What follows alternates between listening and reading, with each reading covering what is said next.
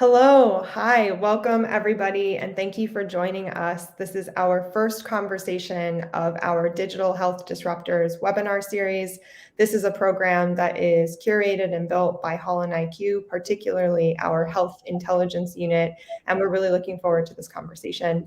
My name is Bethany Hogan. I'm the Vice President of Client Experience here at HolonIQ. To take us through the conversation is my colleague, Vernon Baxter, who's our Vice President of our Health Intelligence Unit. Hi, Vernon. Hi, Bethany. And we're really pleased to have joining us for our first conversation, a really great perspective on the market, Adam Dakin, who's a partner at Dreamit Ventures, which is a Philadelphia-based venture fund supporting startups in secure tech and health tech. Adam runs the health tech arm of the business and has a very, very extensive background, co-founding 5 health tech companies and serving as CEO for 3 of them, I believe. Dreamit, also really massive player in the Philadelphia space, working with, I believe, 320 startup partners since 2008. So really excited to dive in there. For anyone who is just learning about what this conversation is all about, really it's a series looking at innovators and leaders in the digital health space and getting their point of view on what's going on in the market. If you're new to HolonIQ, welcome. It's great to see you here. We are the world's leader in impact intelligence, spanning across healthcare, education, and climate. We have a really incredible client community all over the world, spanning across kind of every piece of impact you can think of, from governments and NGOs to massive technology, kind of global giants, multinationals, growth companies, folks who are leading capital in the space, and universities and academia doing really important and evolving research. We are also really proud to be a trusted source of data and intelligence across the impact space for the world's leading media. And last year alone, we were featured in 3,000 press citations. One more but from me before I hand it over to Vernon, just a quick plug. So in addition to all of these really important virtual conversations that we host throughout the year, we also are really committed to bringing impact leaders all over the world in person together in the same rooms, because we know seeing other people and talking to them in real time in the flesh is really important. Later this year, we'll be running our global impact summits across 14 locations. There is almost no continent we're not on, and we're really looking forward to that. We'll be kicking off on September 22nd in New York alongside the UN General Assembly. We'll also be at COP27 a bit later in the year. And as you can see, just all over the place. So if that's of interest and you want to learn more, do reach out to the team. I understand we'll be following up with more information about that and HolonIQ in general and the work we're doing on the health side. So look out for that. Without any further ado, I'll hand it over to Vernon. I know you have some questions, so go for it.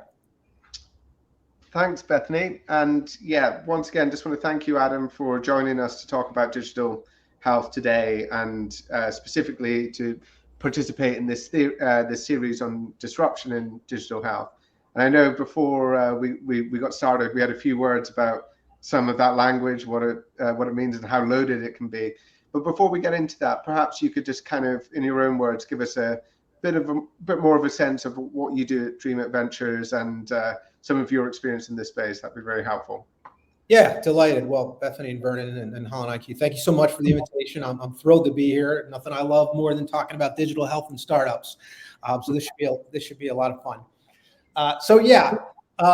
Background, and thanks for the kind intro, Bethany. 25 plus years of doing startups. It's pretty much, I started out as a orthopedic sales rep, but since then, pretty much spent my entire career doing startups, and along the way was the co-founder of 5 of those startups. And as Bethany said, CEO of 3, raised venture money for all of them. A couple went pretty well. A couple were absolute abysmal failures. That's one of which still keeps me up at night. $18 million that the venture world will never see again. Conversation for another day. And a 5th company that the jury's still out on, but we're crossing fingers that we'll get that one to an exit in the not too distant future. Somehow law of nature, it always takes longer and takes more capital than you think it will. And then about 5 years or so ago, I moved over to the investment side after being an operator for most of my career. And along the way, And today I'm a pretty active angel investor. I think I've served on the boards of over a dozen companies at this point. I'm on the boards of 3 startups right now. It's what I love. I just love working with startups and helping kind of the next generation of entrepreneurs not make the litany of mistakes I made when I was doing my startups. I think I stepped on every landmine you could possibly step on across 25 years of startups. So helping startups navigate around those mistakes is kind of what's very fun and very rewarding. And then move to the professional investor side 5 years ago. Dreamit is, as Bethany said, we're a Philadelphia-based venture fund, but we actually invest across the world. Our focus is late seed and Series A digital health and medical device startups. We do have a secure tech vertical as well for cyber and physical security. We are one of the most active investors, having done, I think, 13 deals in the last 12 months.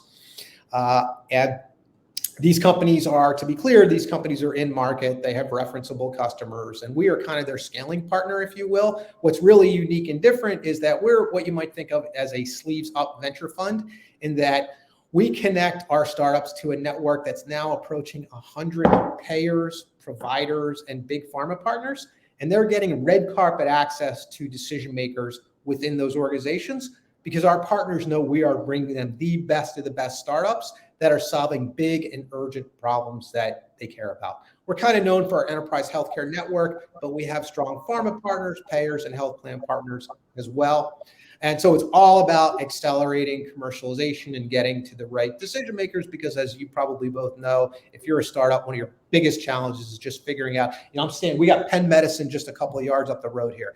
I'm standing in front of Penn Healthcare. I don't even know what door I'm supposed to walk into, let alone what decision maker. You sold to one healthcare system, right? Titles don't mean much. Who is the champion? Who is the right person for me to approach with my awesome, platform? And then if I even figure that out, how do I get a meeting with that person? They're inundated with startups who want to meet with them. So that's kind of where we come in. We get you those meetings quickly. We take 6-9 months off the sales cycle and really accelerate that process. So that's a little bit, about my background and a little bit about Dreamit. And if you're a great startup, we want to hear from you.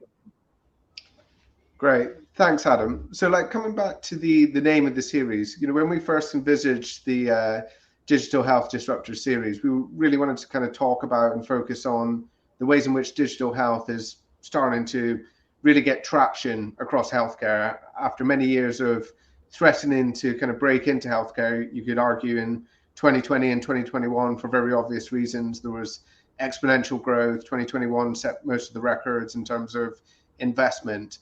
But I think if we can just start at first principles in terms of what we mean when we say disruption and how you think about it at Dreamit Ventures, that could get us into the conversation, Adam. Yeah, you bet. So, everybody talks about healthcare disruption, and what does that term really mean? I don't think it's the best adjective, but it's totally sort of ubiquitous at this point. And, I think what it means is doing something dramatically differently, better, and, in a more innovative way. I think it's a little tricky to use that terminology in healthcare per se. And in part because healthcare, and we might be able to bring up one of those slides here and we can kind of just run through this quickly, and maybe it'll just table set and set context for the rest, because this is going to come up again, I think, in the rest of our discussion. So this is the challenge we face when bringing new platforms and new technologies to healthcare, to enterprise healthcare systems, right? We're mostly talking about doctors, nurses, patient families, and how they integrate these new technologies or these new platforms into their workflows to deliver better, more cost-effective care. And so, there is nothing harder in the universe than getting a provider, particularly a doctor or a nurse, to do something differently from the way they've been trained to do it. And it makes sense, right? They're responsible for human life. And if they have a process that works, they're loath to change it. And this is where the friction comes in for startups who are going in to a healthcare system and saying, hey, doc, hey, nurse, got a much better way of doing stuff. Yeah, and everyone nods their heads and gets excited. There are whole departments, right, dedicated to innovation, the chief innovation officer of a healthcare system. Problem is, nobody wants to change. everybody wants to do innovation, but at the end of the day, nobody actually wants to change the way they're doing things, and therein lies the conundrum. And we could, let me see, yes, I can bring up that next slide. Perfect. So I think we talk about disruption, but yes, I want to be innovative, but at the end of the day, I want to keep doing things pretty much the way I've been doing them, most of my career. So when we think about platforms, we're really talking about, okay, how do I implement change? I got this great idea, but it's so important to think about, how do I do this at scale, right? I'm not just trying to get one doctor or one healthcare system to do something differently. These healthcare systems, some of them have 20, 30, HC has 130 hospitals. How are you going to deploy something at scale and get everybody on the same page and doing things in a different way across 130 healthcare systems with, remember, doctors have been trained not to be team players. It's not how they think, right? They make the decision. I'm a doctor. I say jump and everybody else says how high, right? I am the captain of the ship. I am responsible for this patient's healthcare. So it's not a team sport. That's one of the reasons it's so hard to implement. And so I think we need to think about disruption in healthcare just a little bit differently from the traditional sense, in that, I love this cartoon, right? The guy shows up who invented the wheel, and the other folks, the other cavemen are like, yeah, wheel looks good. Sorry, too busy to think about it now.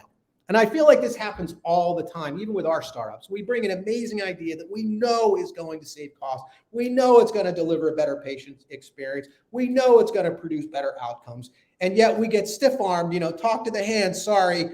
Now, sure, during the pandemic, hard to argue with that. You got people stacked up in your emergency room. You got no place to put them. Probably the next innovation is not on your short list of things you need to deal with tomorrow. The good news is we're kind of behind that now. I think we've reached a much more normalized state now. Good news is, like, our enterprise healthcare system partners are fully re-engaged. They're looking at new platforms again.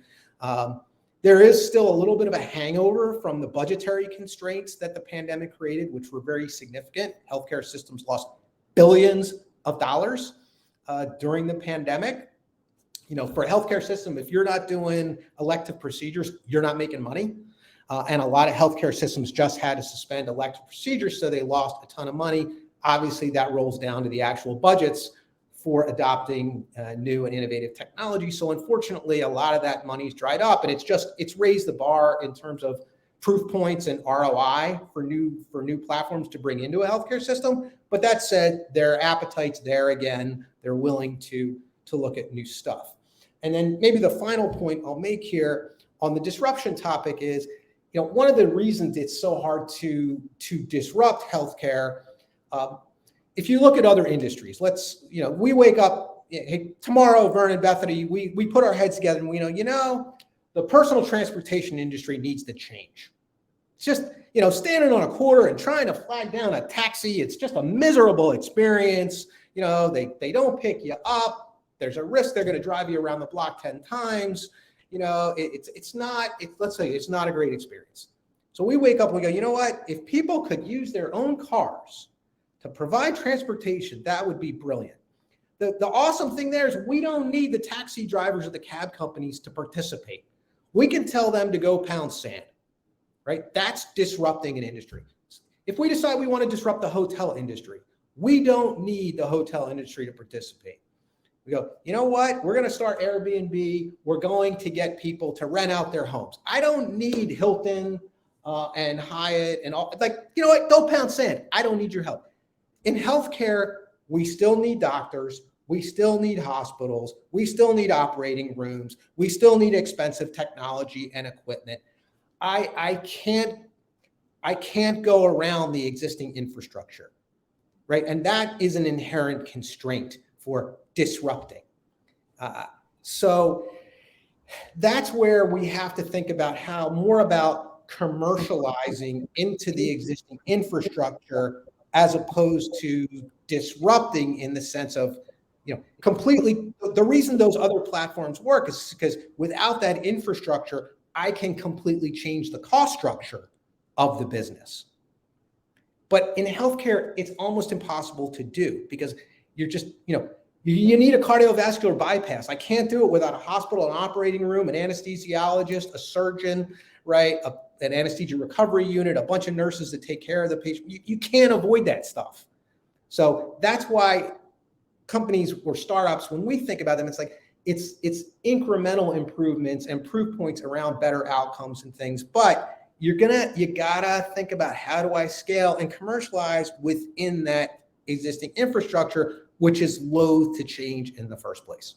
So anyway, that was a long-winded explanation on how we think about disruption a little bit differently than kind of the traditional definition. Thanks, Adam. And I think I'm beginning to get a sense of this from your answers anyway, but I just wonder if you could maybe characterize for us where you think healthcare has got to in terms of the digital maturity. So obviously we've seen areas where there's been fast growth and take up and sort of telehealth and video conferencing, etc. But when the incumbent existing system you're describing is very much a kind of bricks and mortar, expensive, asset heavy kind of business. If you're advising a startup today looking to kind of tackle problems in healthcare, are you going to the are you trying to bypass that, or are you looking to help the incumbent system and take cost out of the existing structures? I mean, what catches your eyes as investors in terms of qualities? Yeah, so there's sort of two different models that have emerged here, right? The one is you have a platform and you're selling it to the existing infrastructure. I'm selling it to a healthcare system, or maybe some specific use case, a cardiology clinic, the oncology clinic, outpatient clinics, ambulatory surgery centers. If that's your go-to-market, if that's your target, we look as investors, table stakes now are you better have a very clear, defendable return on investment. The days of these systems doing stuff that they think is nice to have or sort of makes sense, and we're forward thinking and we think it'll make our doctors will like it, we think our patients will like it, we should try it. Yeah, those days are kind of gone. Unless there's a very clear ROI, or at least a theoretical ROI that you can justify with defendable assumptions, so that when you're standing in front of the CFO of that healthcare system or that ambulatory surgery center, they're just going to look you in the eye pretty straight and say, if you can't convince me that I'm going to get $4 or $5 back for every dollar I spend on you, we're done talking. And that's unfortunately changed, because pre-pandemic systems had walking around money. They had some cash in their pocket. Say, this sounds really good. Chief of cardiology loves it. Yeah, you know what? We got a little bit of money to try this out and see if it works. And hey, we want to keep the chief of cardiology happy. So if the chief or some influential doctor comes in and fist pounds into the CFO's office, they're probably going to say yes. But unfortunately, that's behind us now. So clear definition of what drives return on investment for the buyer is really important. And we just see a lot of startups haven't put that much. They're so about their idea and it makes sense, and it's so intuitive that this is going to improve care. They don't put the time and effort into a real defendable ROI model with sort of adjustable sensitivities. Oh, okay, so if we save the surgeon 20 minutes, what does that mean? Oh, but wait, if we only save 10 minutes, what does that mean? So that there's actual quantified metrics relating to the ROI. Super important. You're just not going to get to first base now with any healthcare provider or buyer if you don't necessarily have to have all the data to back it up. Your goal might be, hey, that we think there's a real ROI here. We'd like to work with you to get it. This is what defines success. And if they buy the rationale and the thesis behind your platform, they may engage with you and they may help you. You need those early adopters, right, to help you collect that information and get that so you can convince other potential buyers. So that's one. And then the second part, I said there's sort of like two channels here. What's really becoming interesting now is there's now this new generation of startups and platforms that have said, you know what? It's so slow and so cumbersome to sell and get into enterprise healthcare systems and to deal with the bureaucracies. Let's face it, we all know, you want to sell to a healthcare system, it's an 18 to 24 month process, just the way it is. We think through our relationships and connections, we can slice some of that time off by getting our companies moved at the top of the pile.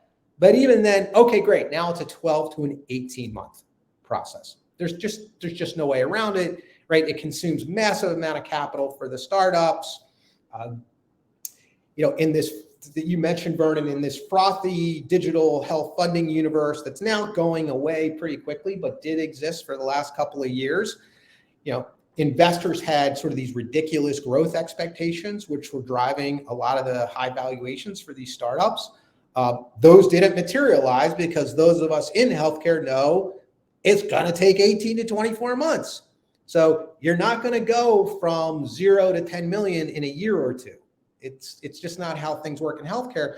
But a lot of these financings and valuations were done on assumptions around growth projections that were just not, that they weren't realistic to do from day one. So that's why I'm going off a little bit of a tangent here, but that's why we're seeing a lot of valuations readjust and recaps and other things. These companies have just disappointed because they could have never grown the way. But the point is, there's this other pathway now that's pretty interesting, where there's a new generation of startups that have said, forget it. I'm not going to waste my time. I'm going to become the provider. If I know how to deliver care, my platform helps deliver care more efficiently. It creates a better patient experience. It creates happier providers. You know what? Maybe I should be the one delivering the care. And this way, I capture most of the economic rent of my platform, of the value, because if I'm selling it to a healthcare system, wait a second, a 5-to-1 ROI, I'm saving them $5 and they're paying me $1. Like, how is that fair? Maybe I should go do it myself and capture that economic rent. So you see new platforms showing up, particularly we've seen several platforms in behavioral health, even now on the ambulatory surgery side, of saying, look, if I've got technology that can deliver way better surgery and do it faster, better, cheaper, and create a better patient experience, maybe I should set up my own ambulatory surgery center instead of trying to convince the existing ambulatory surgery centers to use my platform and my technology. And we think there's just a lot of opportunity there. I think in the future, you're going to see a lot of startups sort of moving more into competing with what would have been their traditional customers to become providers themselves. Just a quick follow-up question on that, because that's such a good point. And I know we're seeing a lot of new players come out and say, yeah, no, I don't have time to work on 18, 24-month timelines. We're just going to build something that really feels so disruptive and that we're doing it alone in some ways, right? Just I'd be keen to hear what you think, like, what are the edges of that, right? Like, obviously you can't go it alone on really in-depth surgery and really complex parts of the value chain, but how much of that share do you think, or space, is there latitude for that to happen? I guess we're still figuring that out. Now, the good news is that technology is what sort of enables that. All of a sudden we can do more complex, higher acute, we can deliver more acute care, and we can do more complex procedures in an outpatient setting, right? I mean, same day hip replacements in an ambulatory surgery center. And I can get those patients home now the same day because I have technology to keep an eye on them in the home, right? So that sort of edge keeps moving with technology that enables us to track those patients more carefully in their home or in a less acute care setting, or with better technology. We can do these procedures that used to have to be done in a hospital. But to your point, Bethany, there's some stuff like, I don't know, I could be wrong here. I can never see a patient with a complex quadruple bypass being done in an ambulatory surgery center and sent home the next day. On the other hand, if you would have asked me, I started in orthopedic implant sales. If you had asked me 20 years ago that we could do a hip replacement and send the patient home, the same day, I would have told you were nuts too. Who knows where we'll be? Yeah. Maybe hospitals 10 or 20 years from now will be almost completely obsolete, or only for the most, maybe it'll just be you go to the hospital for a transplant, but everything else we can do in an outpatient surgery setting. Clearly, this there's a tidal wave of forces that are shifting this more expensive out of higher acute care, costly settings into lower care, lower cost settings. And technology is playing a huge factor in enabling that shift. And presumably so is expertise, right? Like expertise to do these things is becoming more decentralized and creating opportunities for kind of alternative pathways. I'd be curious, sorry, I'm sure Vernon has a lot of questions, but I know we have clients on the call who are especially interested in that intersection of kind of future jobs, skills, and healthcare. Any thoughts on that?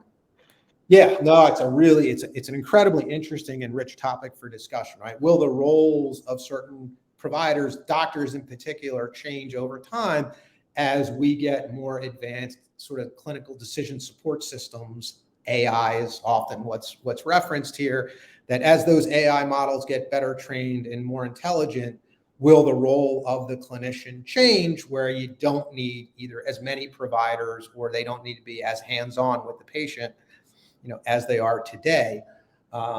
I sort of think of Steve Klasko, who's the president CEO of Thomas Jefferson University, a real visionary in the healthcare delivery space.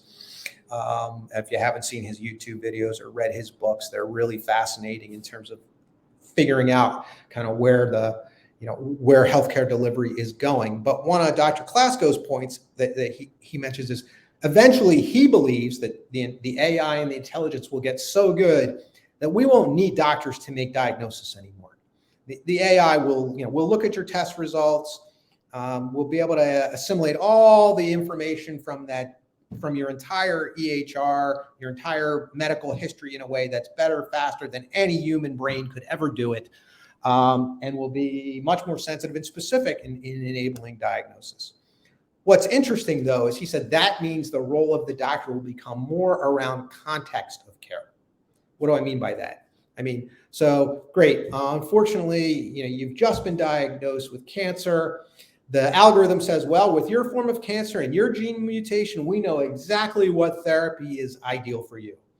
And by the way, it will make you sick as hell for the next 4 weeks, and all your hair is going to fall out, and you won't eat, drink, and you're going to lose, 30 pounds. And you're like, but there's a 72% chance if you do this, you're going to live. And you're like, wait a second. My daughter's getting married next week. I can't start this therapy and miss the wedding.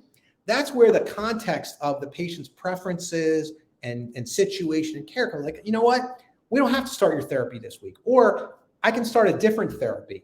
You know what? Instead of a 72% survival rate, it's 68%. That's what the model says. You willing to take a 4% haircut on your survival to be at your daughter's wedding?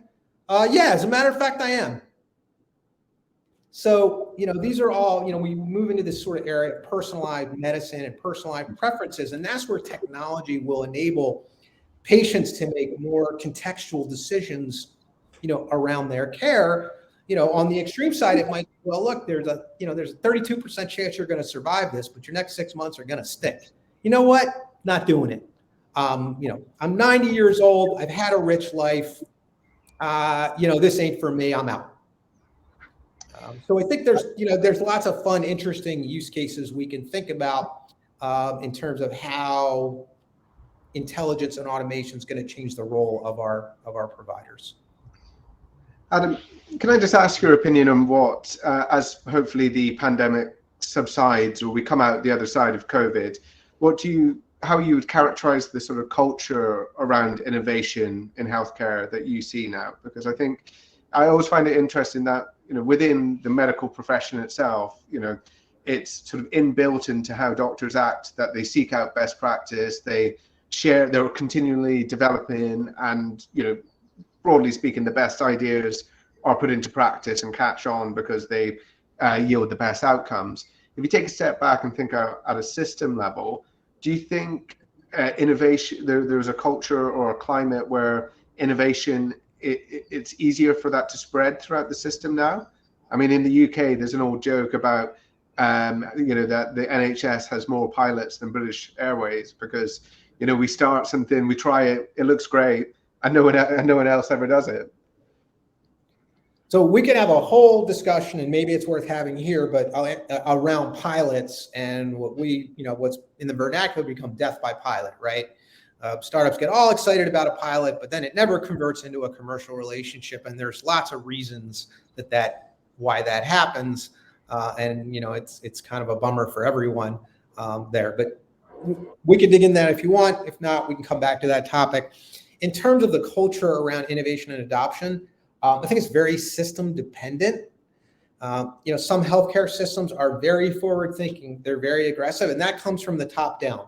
If the CEO of the healthcare system has hired a very influential driver, a chief innovation officer would be the typical person, where they have kind of the political clout and the respect of the rest of the organization, they can come in and say, listen, this is going to make care better. It's going to make care cheaper. You're going to have to learn, hey, doc, sorry, you're going to have to learn how to do something new, or we're going to have to change a workflow or the way we do things. But at the end of the day, we think, the juice is worth the squeeze. That's where you see real innovation get adopted. I mean, we do a lot of work with Penn Medicine. The chief innovation there, Roy Rosen, is exactly that person. He's well respected throughout the organization. He has top-down support. He has budget to do this stuff, which is critical, right? No bucks, no Buck Rogers, I think, from the movie, right? You need money to make stuff happen. But that's become a place where innovation, even though it's a massive academic medical system and it still takes a lot of time, but if Roy gets behind a technology, he has the relationship and the influence to drive that into the system and to get adoption. I will tell you, we work with other healthcare systems where, you're just banging your head against the wall. It's old school. This is how we do things. We're not changing anytime soon. There's no budget for this stuff. There's no infrastructure. There's no process.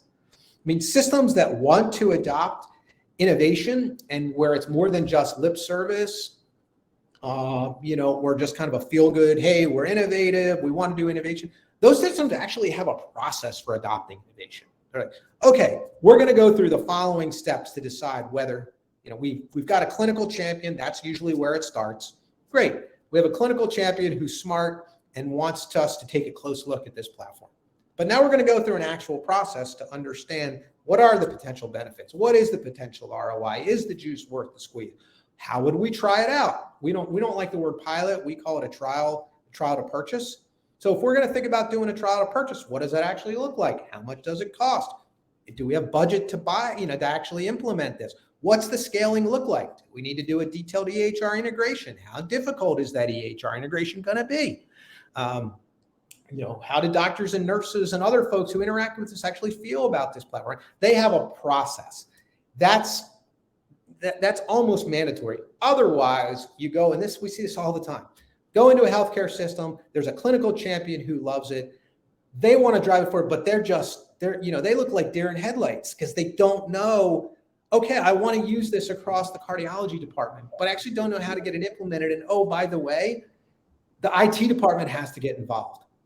They have to do a security check. They have to make sure the EHR integration is okay, right? Is it SOC 2 and HIPAA compliant? So there's all these things. And clinical folks who haven't done this before don't have any idea how to navigate through that sort of gauntlet to get a new platform adopted. So that's enormously challenging. I think that if a healthcare system is really dedicated to innovation, they have a team and they have a process for vetting platforms that they think can add real value. Sure. So Adam, I realize time is flying by. So I think if we've got time for one last question, you referred to this earlier in terms of the kind of heady days of 2021 in terms of valuations, in terms of investment activity. Maybe if I could just finish by asking you to give some context on where we are now. I mean, most of the numbers we're seeing in the system and across the market show that 2022 is sort of correcting compared to 2021 activities. So maybe get a sense from you where we are now, but also maybe a quick view on what the next 5 to 10 years is going to look like in terms of digital health and activity, investment, and most importantly, progress. Sure. All right. So kind of where's the future going and where are we now? Yeah. Where are we now? You are 100% correct. The market has changed dramatically from where we were 6 months ago. I mean, we routinely saw early revenue, pre-revenue companies with tons of swagger showing up and going, hey, we're a $40 million pre-money valuation. And we were scratching our heads going, really? How do you get to that valuation? And the answer is, doesn't matter. People are willing to pay that. We have investors willing to put money in at those valuations, and you're in or you're out. We don't really care.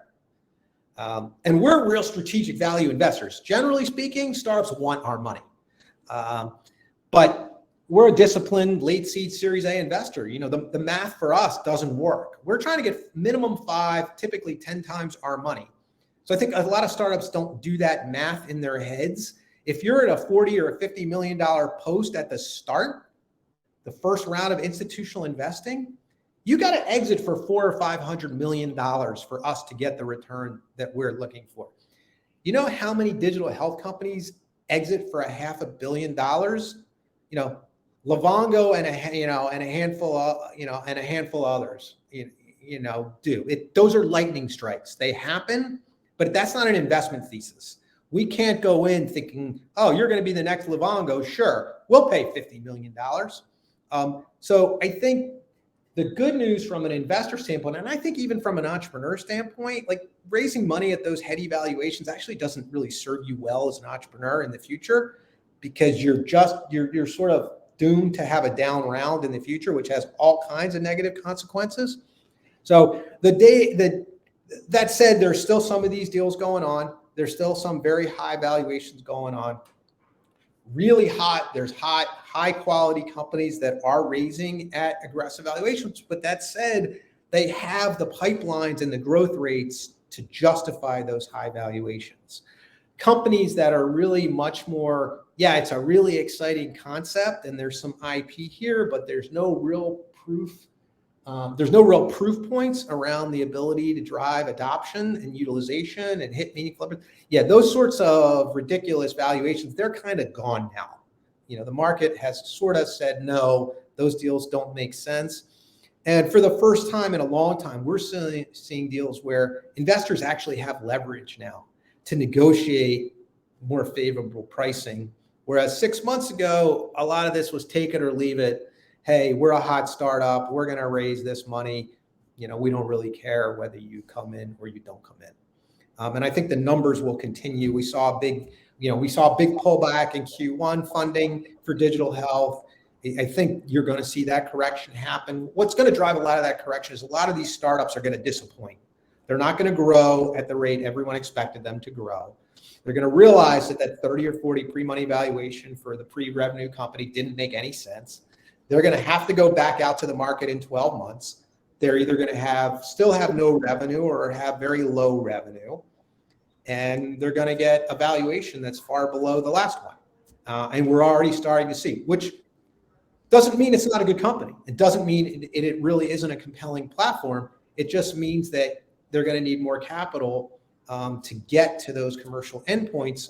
And they're going to raise it on terms that probably they're not happy with. So that's kind of the overview of where we are market-wise in correction. You know, to the future, look, this is a great place to be an investor. Digital health, right? We all know that there are endless problems to be solved in how we deliver healthcare. I mean, you can run the gamut, right? Providers are not happy. Over 30% of nurses say they're not going to stay in the profession. I think 50% of emergency room doctors said they're burnout. You know, it's a tough place to be. So there's so much opportunity to create a better experience for patients. We all know that healthcare is not a great experience for the buyer. It's nothing like buying something on Amazon, right? I mean, if I go to Amazon, I know what it costs. I know what the quality is. I know exactly what I'm getting for my money. It's a complete opposite in healthcare. I have no idea what my procedure costs. I have no idea what my copay or my responsibility is. I really don't know the quality of the provider, right? The quality, and I don't actually even know what's included. I end up getting a bill afterwards from the anesthesiologist, which happened to me for a shoulder surgery. I'm like, wait a second, this is a separate bill that I'm responsible for the anesthesiologist? I thought this was all included in the cost of my shoulder operation and the copay or my deductible. Nope, that's separate. Sorry, you owe this guy a lot of money. It's like, what? So it's not, it's we talk about the consumerization of healthcare, making things pricing more transparent, quality more transparent. So there's huge opportunity there as well, making the experience better. And then of course, just incredible inefficiency in how we deliver healthcare, whether that's how we bill for it, how we collect the money from the hospital side, payer side, the outcomes, right? We spend twice what the United States spends twice what our next nearest partner spends. And yet we rank, our outcomes on almost any longevity, chronic disease management, infant mortality, we're terrible. We're not even in the top 10 on most of the endpoints, yet we spend twice as much. UK is the next closest. They spend about 10% of their budget of GDP on healthcare. We spend 19% of our GDP on healthcare, and yet our outcomes are far worse. So we're not getting our money's worth, clearly. A lot of reasons for that, but there's huge opportunity here to move the cost curve and improve quality. And that's why we're super excited to be an investor in health technology, because we see so many platforms out there that can enable better care at lower costs. And geez, if you can really do that and prove it, yeah, you're going to make a lot of money. Excellent. That's such a great point, all of it. Adam, thank you so much for those insights. I have so many questions. I wish we had more time to talk, but hopefully we can get you back sometime. Everyone, thank you so much for joining us for our first conversation. We have another webinar scheduled exact same time next week, not exactly the same link, but same place, same hosting platform. And I believe it's looking at remote healthcare, which should be a really fascinating conversation. So Adam, Vernon, thank you so much. And Vernon, let us know if you want to add anything else before we close, otherwise. Just thanks, Bethany. Just want to finish by also thanking Adam for his insights. It's fascinating to hear your views on the market and obviously your experience, and specifically that final wrap up and look to the future, because there are a lot of problems to solve, as you say. It's my pleasure. Thanks for the invitation. Thanks. Bye. Thanks.